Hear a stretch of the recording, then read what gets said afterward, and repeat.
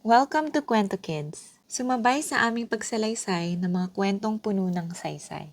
Kwento Kids is presenting with permission from Adarna House and the creators of this book, author Rebecca Año Nuevo and illustrator Ruben de Jesus.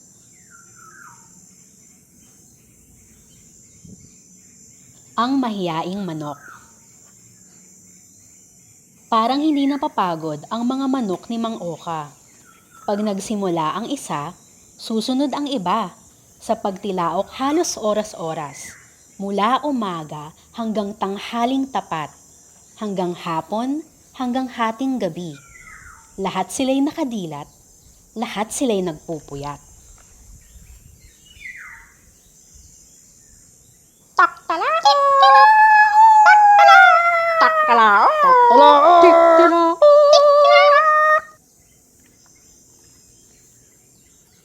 Tak, tak, tak, tak, tuk. Si Onyok ang bunsong manok. Ang bukod tanging nagmumukmok. Namumula pa naman ng tuka, pero hindi pa rin makatilaok. Minsan, ang tuka niya ay biglang nangitim. Nalublob sa putik sa loobang kulimlim. Mula noon ay lalong hindi siya makatingin sa mga manok na salo-salo pa naman kung kumain. Lagi siya sa isang sulok, inaantok, sumisinghot, nang mamaluktot, tukay tumitiklop pag nagtangkang tumilaok. Ubo-ubo lang ang tunog na kaya niyang ibuga. Akala tuloy ng iba na kalulun siya ng itlog na kailangang iluwa. At hindi siya ang manok na sa itlog nagmula. Akala naman ni Onyok parati siyang pinagtatawanan ng mga kapwang manok. Kaya't hindi matapos-tapos, araw-gabi sa bakuran ang mga tilaok.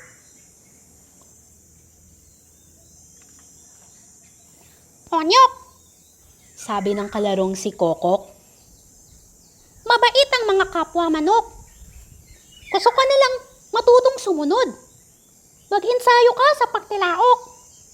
Tuloy-tuloy, huwag matakot.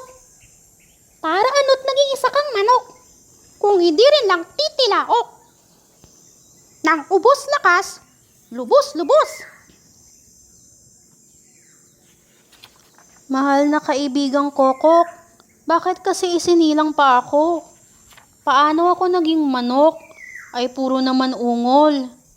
Anong boses itong wala namang maitulong? Boses bang masahol pa sa may kalawang na palakol? Nakikinig sa tabi ang butihing ina. Hinimas si Onyok, kinantahan, pinatawa. Onyok, o Onyok ko, wala nang gaganda. Sa boses mong dahil musmos ay nanginginig pa. Kumurok si Onyok at lalong napasinga. Tumungo at sinubukang tumilaok mag-isa. Onyok, tumingin ka sa lahat ng manok. Walang nakatungo kapag tumitilaok. May palong o wala, puti man o pula, masayang nagigising, nanggigising ng masaya. Nakatingala sa langit, pinapagpag ang gilid, nagpupugay sa sarili at sa paligid.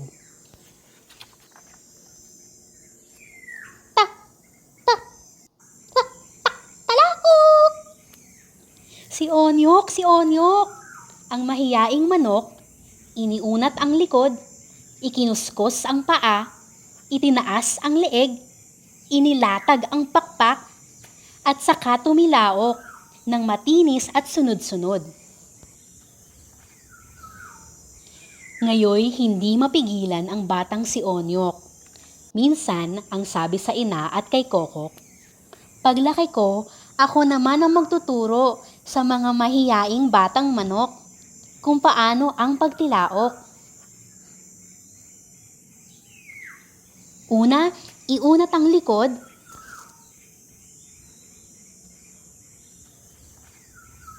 Thank you for spending your time with us today. We hope you have learned about our culture and people as we share more pieces of Philippine literature with you.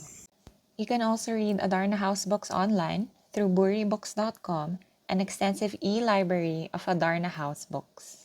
Please don't forget to like this video, subscribe to our channel for more exciting tales, and share it with your friends and family who love reading and learning as well. Mabuhay ang pagbasa!